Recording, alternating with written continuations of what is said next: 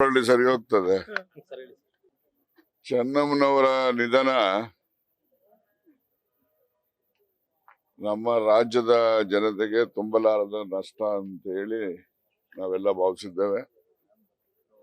ಚೆನ್ನಮ್ಮನವರು ಅವರ ಒಂದು ದೇವೇಗೌಡರ ಜೊತೆನಲ್ಲಿ ಸುಮಾರು 70 ವರ್ಷಕ್ಕೂ ಹೆಚ್ಚು ವೈವಾಹಿಕ ಜೀವನದಲ್ಲಿ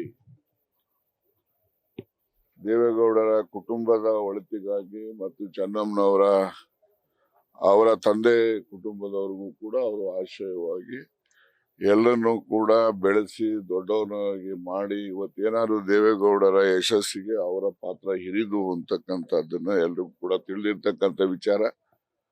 ಹಾಗಾಗಿ ಅವರು ತನ್ನ ಕುಟುಂಬದ ಎಲ್ಲರನ್ನೂ ಕೂಡ ಅವರು ಸಾಕಿ ಸಲಹೋ ಜೊತೆನಲ್ಲಿ ಬೇರೆಯವ್ರನ್ನು ಕೂಡ ಅವರು ತನ್ನ ಮಕ್ಕಳಂತೆ ಅವರೆಲ್ಲರೂ ಕೂಡ ಪರಿಗಣಿಸಿ ಅವರ ಒಂದು ಯಶಸ್ಸಿಗೂ ಕೂಡ ಅವರು ಯಾವತ್ತೂ ಕೂಡ ಹಾರೈಸ್ತಾ ಇದ್ದಂತಹ ಒಂದು ಮಹಾನ್ ಮಹಿಳೆ.